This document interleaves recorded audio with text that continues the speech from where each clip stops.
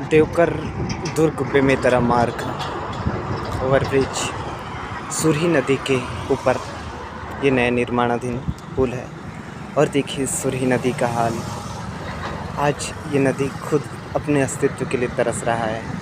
जगह जगह यहाँ बांध होने के कारण अब सुरही जो है सूखने लगा है।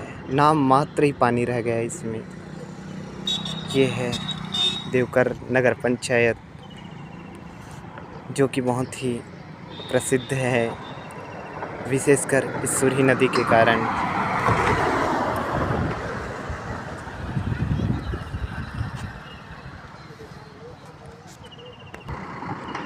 इस छोर में भी पानी की कमी। बहुत बड़ी नदी है ये, लेकिन पानी के लिए तरस रहा है।